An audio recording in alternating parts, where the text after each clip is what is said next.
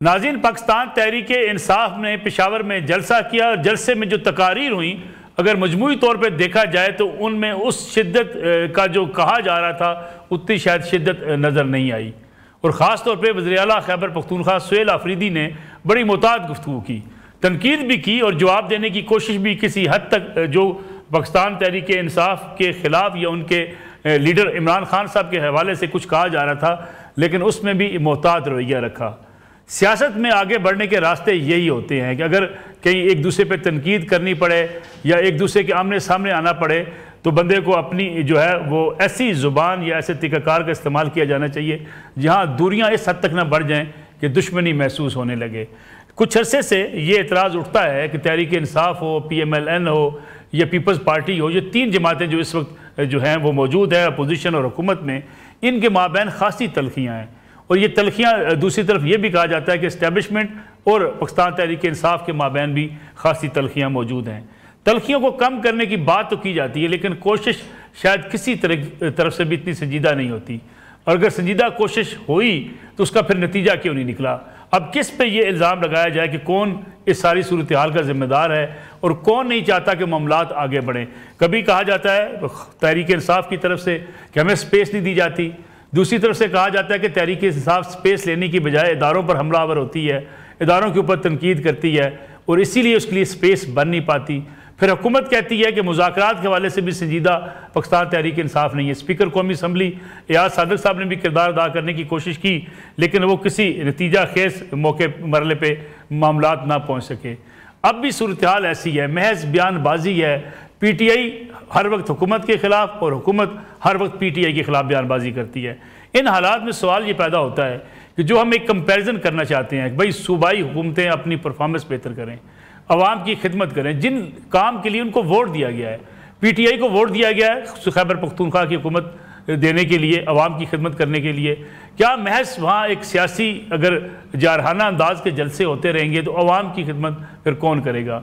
यही पंजाब हुकूमत से सवाल किया जाता है, भाई आपका काम है अवाम की खिदमत करना, अगर आप PTI के रास्ते में रुकावटें खड़ी करने में अपनी सलाहियतें सर्फ करेंगे या PTI के ख़िलाफ़ बयानबाजी में आप अपना वक्त ज़ाया करेंगे तो फिर अवाम कहाँ जाएंगे। ये सवाल आज हर कोई पूछता है, लेकिन चूँकि हमारे यहाँ हम ओवर पोलिटिसाइज सोसाइटी हो चुके हैं, हर चीज़ को सियासत की नज़र कर देते हैं, यही वजह है कि अवाम बेचारे पिसते ही चले जाते हैं। इस पर भी बात करेंगे आज के प्रोग्राम के अंदर।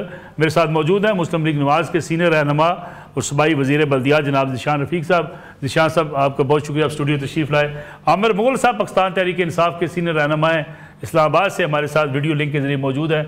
आमिर मुग़ल साहब, आपका भी बहुत शुक्रिया। और हमारे साथ मौजूद हैं लिहाज अली, सीनियर सहाफ़ी हैं, हमारे ब्यूरो चीफ़ हैं न्यूज़ पेशावर के। खैबर पख्तूनख्वा के मामलात पर उनकी गहरी नज़र होती है। हमारी ख्वाहिश है कि आज जलसे के हवाले से और आइंदा के मुस्तकबिल के हवाले से उनसे कुछ इनपुट ले लें ताकि हम एक सियासी बहस उसका आगाज़ कर सकें। लिहाज अली साहब, बहुत शुक्रिया। ये बताइएगा जलसा आज कितना कामयाब, कुछ लोग कहते हैं जी बस जलसा नॉर्मल जलसा था, PTI कहती है बड़ा शानदार जलसा था, जलसे के बाद PTI को हासिल क्या होगा। सवाल ये उठता है कि एहतजाज वो भी अपने सूबे में, यहाँ आपकी अपनी हुकूमत है, अवाम फिर कहाँ जाएंगे। बहुत शुक्रिया मलिक साहब। बुनियादी तौर पर आज का जो जलसा था उसने उस वक्त शिद्दत इख्तियार की जब DGI SPR ने एक प्रेस कॉन्फ्रेंस की थी, वरना इससे पहले इस जलसे के एहतमाम के हवाले से इसकी तारीख दी जा चुकी थी, क्योंकि ये पेशावर में तकरीबन 100 अरब के करीब मंसूबों के हवाले से पेशावरियों को एतमाद में लाने का जलसा था। लेकिन क्योंकि DGI SPR की प्रेस कॉन्फ्रेंस हुई और उसके बाद ये पहला मौका था कि पाकिस्तान तहरीक इंसाफ की क़ियादत जो है, जो खासकर सूबाई क़ियादत है जिसमें वज़ीर आला खैबर पख्तूनख्वा भी शामिल है, वो उसका जवाब देंगे। अगर आप देखें तो इस दौरान वज़ीर आला खैबर पख्तूनख्वा सुहेल आफरीदी पर खासा दबाव डाला गया और उससे मुसलसल प्रोवोक किया गया कि वो सख्त से सख्त जवाब दिया और उनके मुताबिक जो अल्फाज का इस्तेमाल किया गया है वो करे।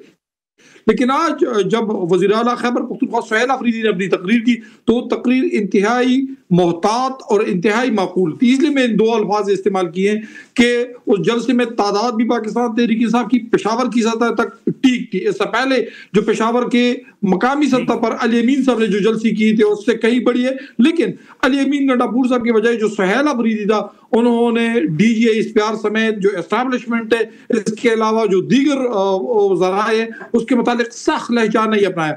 एक वज़ीर आला की हैसियत से उनकी तकरीर जो है वो काफ़ी अच्छी रही। जी लेकिन अब मुस्तकबिल क्या, अभी आपने 100 अरब मनसूबों का जिक्र किया, क्या वाकई वहाँ पे कुछ तरक्याती मनसूबे अब शुरू होने लगे हैं? हमें तो बाजार ये नज़र आता है कि सियासी जमातें आपस में लड़ रही होती हैं, तरक्याती मनसूबे भी बैकग्राउंड में चले जाते हैं, जो आवाम की खिदमत के नारे लगा के हुकूमतें आती हैं इक़्तिदार में, वो भी बैक में चली जाती हैं। बदकिस्मती से इस तरह आपने जिक्र किया, बिल्कुल ऐसा ही है। गवर्नेंस की इशू है खैबर पख्तूनख्वा में, और खुद आपको पता है कि अली अमीन गंडापुर साहब के दौर में ये सवालात, उस हवाले से स्कैंडल, उस हवाले से जो इश्यूज थे वो तवातर के साथ उठते आ रहे। अगरचे सुहेल अफरीदी के मुतालिक अभी तक इस बात का कोई वो सबूत तो नहीं मिला, लेकिन गवर्नेंस की इशू है। सुहेल अफरीदी पर इस वक्त सबसे बड़ा एतराज ये है कि वो पेशावर के बजाय ज्यादातर वक्त इस्लामाबाद में गुजारते हैं। उन्हें पेशावर पर और खुसूसन गवर्नेंस पर अपनी तवज्जो सबसे ज्यादा देनी होगी। अब जो 100 अरब रुपए की तरक्याती मंसूबे हैं, उस 100 अरब रुपए की तरक्याती मंसूबों के समारात भी अवाम तक मुंतकिल होनी चाहिए। उसमें कई ऐसे मंसूबे हैं जिसका माजी में जिक्र किया जा चुका था, जिसमें अंडरपासेस थे जो महमूद खान साहब के दौर में उसको निगेट किया गया था कि उसको निकाला जाए। इसके अलावा दीगर कई ऐसी मंसूबी थी। अब देखते हैं कि उस मंसूबे की समारात उसको दोबारा शुरू किए जाने का इम्कान है। सबसे जो बड़ा है वो तकरीबन 5,000 बेड के हॉस्पिटल का है कि यहाँ पर 1,000 बेड का नया बड़ा हॉस्पिटल कायम किया जाएगा। इसके अलावा तरक्याती मंसूबे भी शामिल है, लेकिन ओवरऑल खैबर पख्तूनख्वा में गवर्नेंस, इसके अलावा जो बदनवानी के इल्जामात आयद किए जा रहे हैं, खैबर पख्तूनख्वा हुकूमत को उसकी जानिब भी तवज्जो देनी होगी। मलक साहब, इस वक्त जो एक और इशू है वो खैबर पख्तूनख्वा की अधूरी काबीना है। खैबर पख्तूनख्वा की काबीना अधूरी है, जिसकी वजह से खैबर पख्तूनख्वा में इस वक्त गवर्नेंस की कई इशू है और कई इशूज जो हैं वो एडहॉकिज्म पर चल रहे हैं। खैबर पख्तूनख्वा में मेरे ख्याल में अगर मुलाकात की जाती है या मुलाकात नहीं होती उनकी बानी चेयरमैन से, तो मेरे ख्याल में पाकिस्तान तहरीक इंसाफ को अपनी सिमत गवर्नेंस के हवाले से दुरुस्त करनी चाहिए। जी, मैं वापस आता हूँ आपकी तरफ। आमर मुगल साहब, ठीक है, जलसा तहरीक इंसाफ का हक है, करना चाहिए, जलसे जुलूस एहतजाज ये सियासी जमातें करती हैं, लेकिन अवाम वोट देती है परफॉर्मेंस के लिए, कारकर्दगी के लिए। अवाम सवाल करती है हमारे जो मनसूबे जिनको अनाउंसमेंट किया गया था वो कहाँ तक पहुँचे। जो मंशूर सियासी जमातें देती हैं अवाम को इलेक्शन लड़ने से पहले, उस पर किस हद तक अमल दरामद हुआ। अवाम का सवाल तो ये होता है। खैबर पख्तूनख्वा की काबीना मुकम्मल ना होना, वहाँ परफॉर्मेंस के इशूज़ चले आना, और फिर अगर एक ही एजेंडा हो कि इमरान खान साहब की रिहाई, यकीनी बात है होना चाहिए, तहरीक इंसाफ के वो बानी चेयरमैन भी हैं, उनके कायद भी हैं, लेकिन बाकी मामलात जो है वो साथ साथ चलने नहीं चाहिए। बिस्मिल्लाहिर्रहमानिर्रहीम जी, बिल्कुल आपने दुरुस्त कहा नसरुल्लाह मलिक साहब। तहरीक इंसाफ को मुसलसल तीसरी बार खैबर पख्तूनख्वा में जो अवाम ने मैंडेट दिया, उसमें कोई शक नहीं है कि वो इमरान खान के नाम पे दिया, इमरान खान का ही वोट है। और उस मैंडेट में जो टॉप प्रायोरिटी है, प्रायोरिटी नंबर 1, वो इमरान खान की रिहाई ही है। लेकिन इसके साथ साथ गवर्नेंस के मसाइल, सूबे की तरक्की के जो मनसूबा जात हैं और जितने भी अवाम के फलाह मबूद के मसाइल हैं उन पे तवज्जो देना बिल्कुल वज़ीर आला का और हमारी हुकूमत खैबर पख्तूनख्वा का हक बनता है।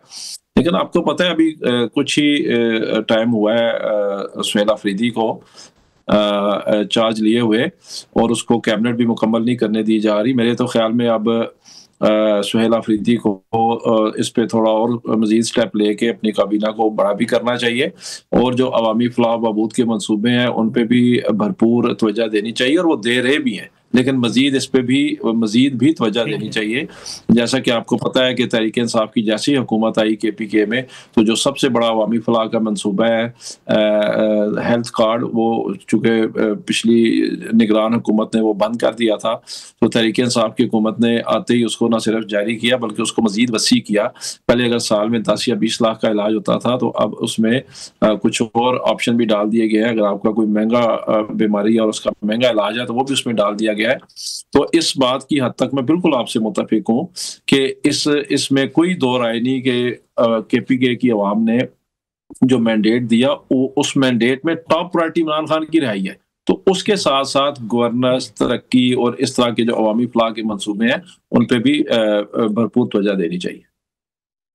लेकिन आमिर मुगल साहब, आपको जो कशीदगी है सियासी जमातों के माबैन, क्या वो बहुत सारा वक्त ज़ाया नहीं कर देती इस सूरत हाल में? फिर जो अवामी मंसूबे होते हैं या अवामी खिदमत के जो नारे होते हैं वो कहीं बहुत पीछे रह जाते हैं।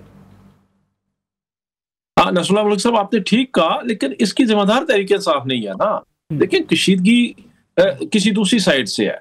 तहरीक इंसाफ का जब आप मैंडेट लूटेंगे, उसके लीडर को बिला वजह जेल में बंद करेंगे और सुहेल अफरीदी अभी वज़ीर आला का चार्ज नहीं लेगा, आप उस पर इल्जामात की बौछार लगा देंगे और आप कहेंगे कि ये मुंशियात फरोश है और आप कहेंगे कि ये ऐसा है वैसा है और आप उस पर अटैक कर देंगे और रियासती मशीनरी उस पर अटैक कर देगी और वफाक के वज़रा उस पर अटैक कर देंगे, तो महाजराई का माहौल तो एक दूसरी तरफ से बनाया जा रहा है ना। तहरीक इंसाफ क्या मांग रही है? इमरान खान के लिए फेयर ट्रायल मांग रही है। तहरीक इंसाफ ये कह रही है कि इमरान खान को मेरिट पे जमानतें दी जाएं। आप उनकी जमानत की एप्लीकेशन ही नहीं लगा रही हाई कोर्ट। इससे बड़ा क्या जुल्म हो सकता है कि और उनकी बीवी को जिस तरह बंद किया हुआ है। तो एक महाजराई का जो माहौल है ये दूसरी तरफ से है, तहरीक इंसाफ की तरफ से नहीं है। हाँ, हमारे लहजे तल्ख जरूर हो जाते हैं मलिक साहब, जब आप हमारा मैंडेट लूट लें, जब आप हमारे 10-15 हज़ार कारकुनान को बंद कर दें, जब आप लीडर को बंद कर दें, जब आप उसकी बीवी को बंद कर दें, जब आप उसकी करेक्टर असैसिनेशन करने के लिए औरतों से किताबें लिखवाएं, जब आप इस्लामी तारीख का घटिया तीन इद्दत का मुकदमा करें, जब आप हमारे कारकुनान को गोलियां मारें, उनकी जबरी प्रेस कॉन्फ्रेंस करवाएं, अगवा करें, तो लहजे तो तलख होते हैं। तो तहरीक इंसाफ तो बड़े अरसे से स्पेस दे भी रही है, स्पेस मांग भी रही है।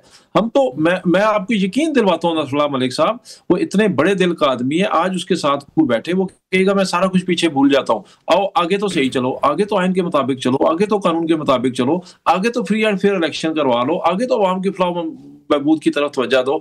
अगर कोई ये कहे कि इमरान खान को कि तुम भी इसी तरह लेट जाओ जिस तरह बाकी सारी सियासी पार्टियां लेटी हुई हैं, जिस तरह नवाज शरीफ और जरदारी लेटे हुए हैं, जिस तरह MQM और ANP लेटी हुई है, तो इमरान खान लेटेगा नहीं। वो कम से कम ये है कि गिव टेक इस हद तक गिव टेक कर लेगा कि वो कहेगा चलो यार पिछली तलखियां भूल जाते हैं, पिछले जराइम भी मैं भूल जाता हूँ, पिछले गुनाहों को भी मैं माफ कर देता हूँ, लेकिन आगे तो कम से कम कोई श्योरिटी हो ना कि मुल्क आइन के मुताबिक चलेगा, कानून के मुताबिक चलेगा, जमहूरियत की बालादस्ती होगी, अवाम की बात मानी जाएगी, अवाम की फलाह के लिए कुछ किया जाएगा। तो इस हद तक तो मैं आपको यकीन दहानी दिलवाता हूँ। लेकिन अगर कोई ये समझता है नसरुल्लाह मलिक साहब कि इमरान खान को डरा लेंगे, उसको मौत से डराएंगे, फांसी से डराएंगे, उसको एलिमिनेट करने से डराएंगे, उसकी पार्टी को तबाह बर्बाद करने से डराएंगे, तो ये सारा कुछ तो आप कर चुके हैं। आप उसको मारने की भी कोशिश कर चुके हैं, आप उसकी पार्टी का निशान छीन चुके हैं, आप उसके सारे पार्टी को तितर बितर कर चुके हैं। वो नहीं हार मान रहा, आगे भी नहीं मानेगा। तो मैं बिल्कुल आपकी बात से मुत्तफिक हूँ। कोई ऐसा तरीका जो आज जबरदस्त बात की महमूद खान अजगज़ई साहब ने, उन्होंने कहा यार बैठो, सारे जज बैठो, जर्नैल बैठो, सियासतदान बैठो, छोटे बड़े बैठो, सारे बैठो, हल निकालो,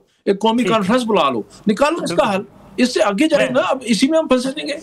मैं आता हूँ वापस आमिर साहब आपकी तरफ से। शाह रफीक साहब, लहजे तल्ख हुए, वजह आपको कहा जाता है कि आपने लहजे तल्ख इसलिए कि आपने मैंडेट छीन लिया, आपने निशान छीन लिया, आपकी तरफ से सख्तियाँ की जाएंगी पार्टी के ऊपर, पार्टी को लिटाने की बात की जाएगी, तोड़ने की बात की जाएगी, तो लहजे सख्त होंगे।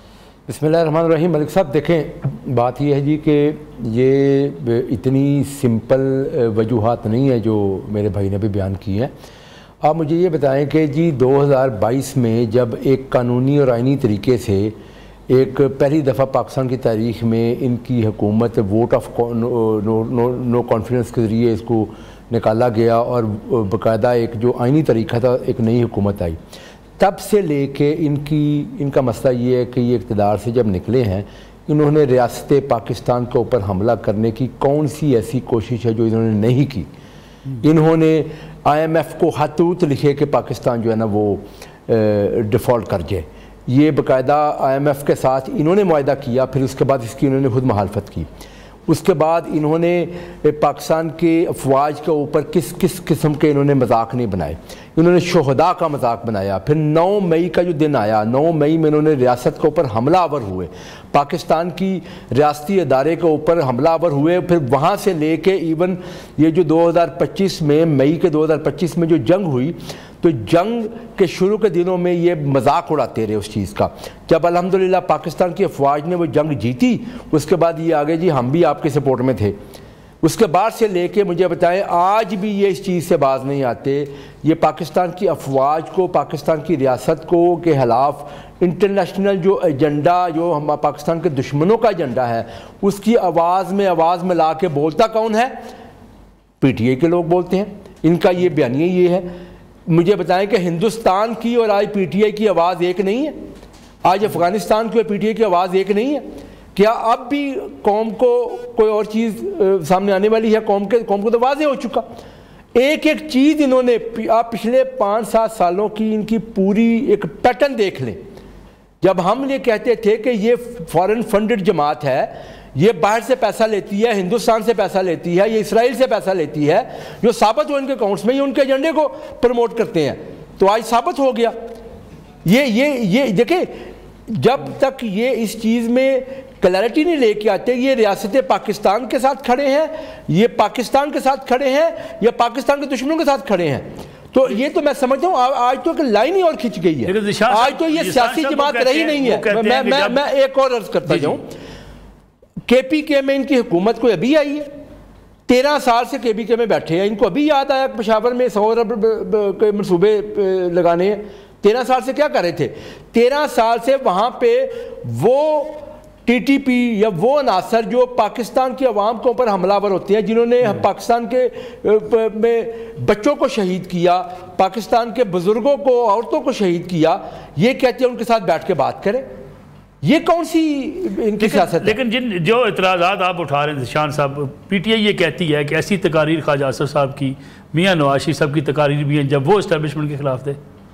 देखिए मेरी बात सुने, किसी दौर के अंदर पाकिस्तान के 78 साल तारीख के अंदर किसी भी सियासी जमात ने वो नहीं किया जो इन्होंने कर दिया। मुझे बताएं, आज से पहले ये मुआवजा पेश करते हैं, ये किसने इससे पहले IMF को हाथ लिखे? किसने 9 मई किया?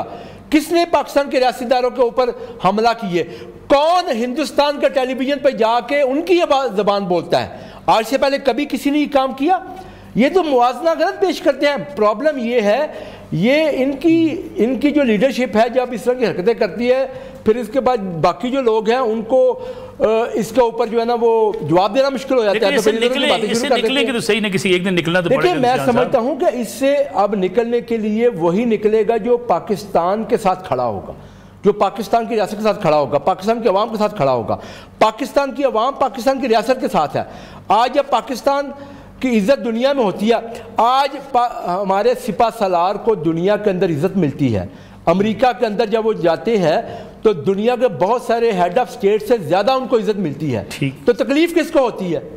या हिंदुस्तान को होती है या इनको होती है? शाह साहब, चलो मैं एक ब्रेक ले लूँ, एक कमर्शियल ब्रेक से वापस आते हैं तो खैबर पख्तूनख्वा की बात भी करेंगे और इस पर का भी जायज़ा लेंगे। अगर महमूद खान अचकज़ई या सीनियर सियासतदान ये बात कह रहे हैं कि हमें कोई रास्ता निकालना चाहिए आगे बढ़ने का,